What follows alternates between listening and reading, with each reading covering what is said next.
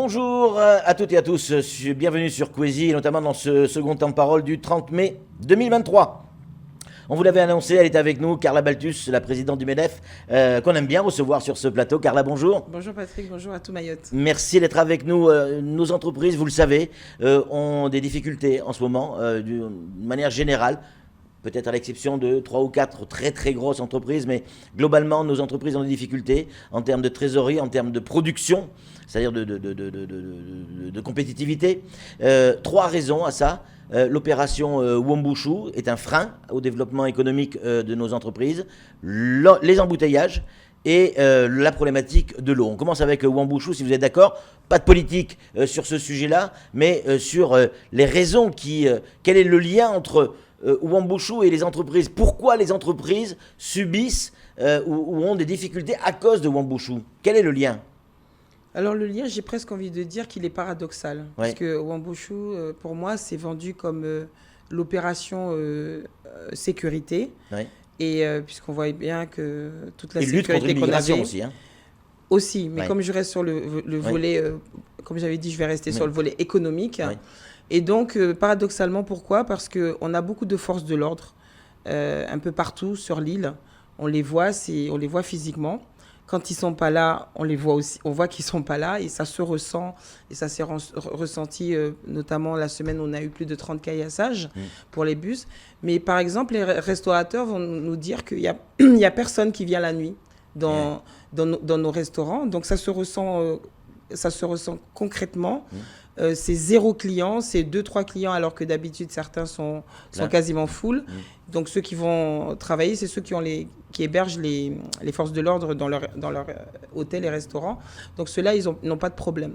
Donc, la peur aussi, dans les premiers jours, mais on a vu que quand même l'opération Talus 2 a été maîtrisée. Moi, j'ai eu l'occasion de dire à monsieur le préfet, on craignait tous. Moi, j'ai appelé ça la semaine, ça passe ou ça casse. Donc, visiblement, cette semaine est passée.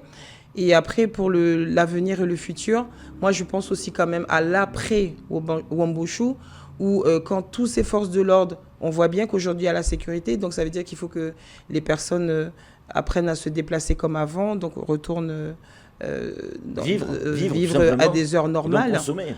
Et consommer exactement. Moi, ce que je crains, c'est l'après. C'est-à-dire que si on ne... Parce que c'est une démonstration qu'on a fait sur le terrain. Repartir, ces gens. Non, pour moi, ils ne doivent pas repartir. C'est-à-dire qu'aujourd'hui, on a fait une démonstration sur le terrain. Ouais. On a démontré par A plus B qu'il suffit d'avoir tant d'hommes sur le territoire pour que les choses soient moyennement contrôlées. Parce qu'il n'y a nulle part où il y a 0 incident, 0 fait divers. Ça n'existe nulle part dans le monde. Mais au moins, c'est contrôlé. C'est contrôlé. Et ça veut dire que derrière, on crée une confiance entre la population et l'État qui assure son droit régalien de nous protéger. Et c'est une démonstration qui a été faite pour moi par A plus B. Mais c'est un paradoxe, Carla, parce que vous nous dites que Wuambushu peut représenter un frein au développement économique, alors que, puisqu'il y a toute la sécurité qui est là, ça devrait être au contraire une bouffée d'oxygène. Oui, ça devrait être une bouffée d'oxygène parce qu'il faut construire la relation. C'est-à-dire, il faut que les personnes prennent confiance. Moi, je vous donne un exemple. Il n'y a pas longtemps, je ne sortais pas de Mamoudzou. Je faisais peut-être des sorties bateau. Mais ce week-end, je suis allée à Ngouja. Et c'était chouette. Parce que, après, on surveille toujours les informations. À Passamenti, ça pète un petit peu. Mais on est rentré en fin de journée. C'est un peu tout ça qu'il faut créer. C'est cette confiance, comme je dis, qu'il faut créer. Et ensuite, concernant Wuambushu, on voit bien aussi qu'on libère du foncier, mais ça veut dire que derrière aussi, il faut construire. Il faut construire, il faut reloger. Parce qu'il y a des personnes qui ont été décasées. Je ne pense pas qu'on pourra, si on décasse tout le monde, qu'on pourra reloger tout le monde aujourd'hui. Donc ça veut dire qu'il faut aussi construire du trait social. Vous savez que je préside ALMA, Action Logement, et ça fait partie aussi, il y a aussi pour les salariés qui seraient concernés, il y a aussi du logement à construire et à venir. Donc Wuambushu, pour l'instant, c'est comme j'ai dit dès le début, c'est paradoxal.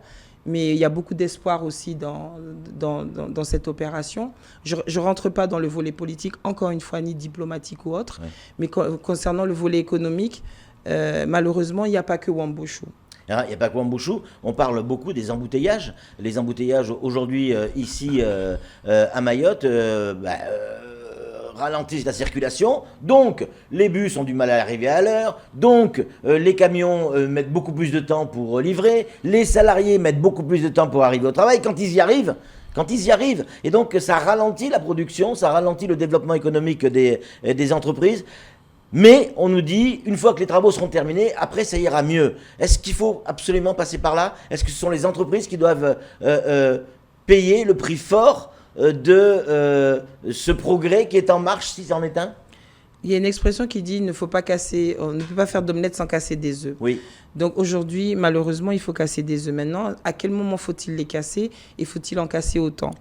Ce qui veut dire qu'aujourd'hui, on doit trouver ensemble, et c'est ce qu'on fait depuis plus de 2 semaines, en travaillant avec la CADEMA, de trouver des solutions pour que on trouve le plus de mobilité possible. Mais forcément, la mobilité, elle est dégradée quand vous faites des travaux de cette envergure. Ouais. Il y a forcément de la difficulté. Et on voit bien que quand il y aura Caribus, on peut espérer que ça va améliorer les choses. Mais ça ne sera pas la seule solution. Ça ne sera pas la seule solution. C'est pour ça qu'on dit qu'il faut travailler en parallèle le maritime. La CADEMA le prouve. Maintenant, il faut que toutes les autres ça, c'est demain, dans agglomérations... l'avenir. Mais aujourd'hui, nos entreprises souffrent. Les salariés ont du mal à arriver à l'heure au travail. Aujourd'hui, on souffre, Patrick, mais on cherche aussi des solutions. Ouais. Donc, vous avez bien vu, et je pense que la pression que le monde économique, tout uni, a mis en face de la CADEMA pour faire des travaux de façon plus... j'ai pas envie de dire intelligente, mais je l'ai déjà dit, sur Martin Luther King, vous voyez bien que voilà, ça sera la solution, de 18h à 5h du matin. Il y a 8 tronçons sur 10 semaines, il faudra travailler le week-end. Donc c'est aussi des choses à mettre en place, notamment dans l'entreprise Colas. Voilà, le travail du week-end, du dimanche, du soir, et ça ira beaucoup mieux. Il faut libérer. Et la semaine, cette route-là sera libérée. Et on voit bien que cette petite route-là bloquait tout. Donc ces solutions, on les a trouvées. Ensuite, on a discuté avec la mairie de Mamoudzou. Je salue le maire de Mamoudzou, qui, il y a 2 ans en arrière, je rappelle, avait proposé cette solution de circulation alternée. C'est vrai. Oui, ça a l'air compliqué, les jours pairs, les jours impairs, mais ça va tout simplement faire, moi, ce que j'appelle le covoiturage forcé, où vous allez à un collègue, lui, il a une voiture paire, moi, j'ai une voiture impair, quand c'est mon tour, tu montes avec moi. On l'a connu en métropole aussi, ça. Et quand c'est ton tour, je monte avec toi.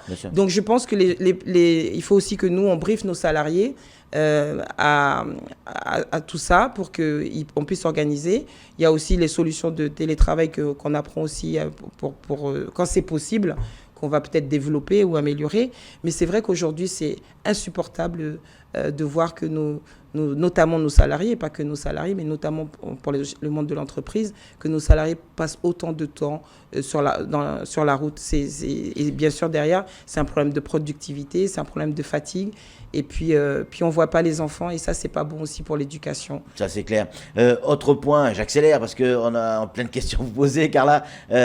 L'eau, le manque d'eau devient un véritable problème. Il y a des entreprises aujourd'hui, et vous le savez mieux que moi, je pense notamment à la restauration, à l'hôtellerie, aux blanchisseries, aux usines qui fabriquent les yaourts, la laiterie de Mayotte, et bien d'autres encore. Les bus. Ils ont besoin d'eau, sinon ça va être, ils vont être complètement... Déjà les écoles. Comment les écoles Comment nos entreprises... Non mais là on parle au niveau économique sur les entreprises. Comment nos entreprises, dans les mois qui viennent, là, sachant que la pénurie d'eau elle augmente, comment vont pouvoir...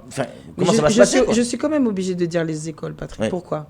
Parce que dans les écoles, il faut leur donner à manger. Mais si les écoles sont fermées parce qu'il n'y a pas d'eau, on est touché. C'est vrai, c'est indirectement.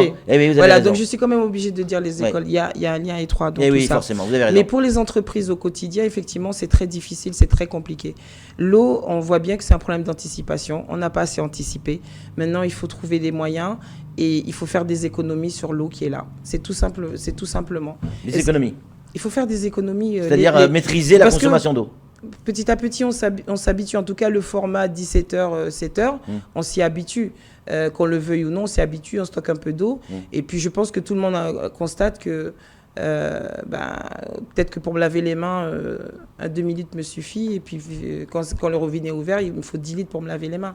Mais c'est malheureux, mais moi, j'ai pas de solution. En tout cas, on va demander, exiger, parce que ça, on sait le faire, de trouver des solutions, mais il n'y en a pas beaucoup. Il ne faut pas se mentir. Donc là, un peu de forage pour le bâtiment, ça c'est des solutions qu'on a proposées. Il y a des petites unités qui produisent de l'eau, mais tout ça, ça a l'air un petit peu ridicule des fois d'en parler parce que ce ne sont pas des vraies solutions.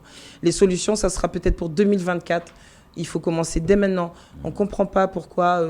quand on nous dit qu'il suffirait qu'il y ait une deuxième usine, pourquoi elle n'est pas là? Pourquoi on ne lance pas l'appel d'offres? Pourquoi on ne la construit pas? Pourquoi on ne construit pas la retenue collinaire? La troisième retenue collinaire, j'allais y venir. Pourquoi on n'y vient pas? Et puis on préconise aussi dans l'avenir et le futur, pour toutes les constructions, de récupérer au maximum les eaux grises, les eaux de pluie. Il n'y a plus de miracle. Il faut au moins préparer l'année prochaine. Cette année, on va souffrir, on le sait.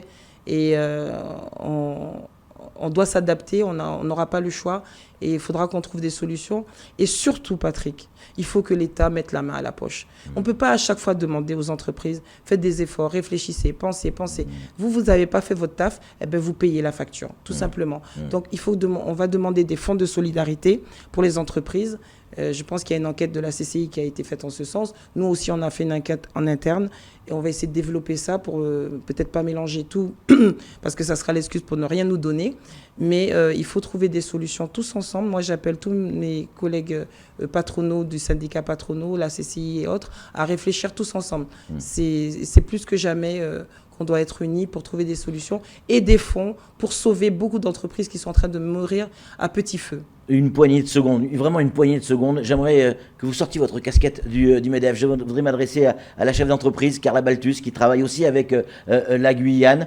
Je vous donne l'information, Kwesi KTV ici, sachez qu'il existe un KTV à Kourou, en Guyane. Il y a des liens qui sont en train de se mettre en place. Et je sais également que vous avez créé déjà un pont entre la Guyane et Mayotte. Dans quel but? Oui, moi j'ai appelé ça le pont Mayotte-Guyane parce qu'il y a beaucoup de similitudes.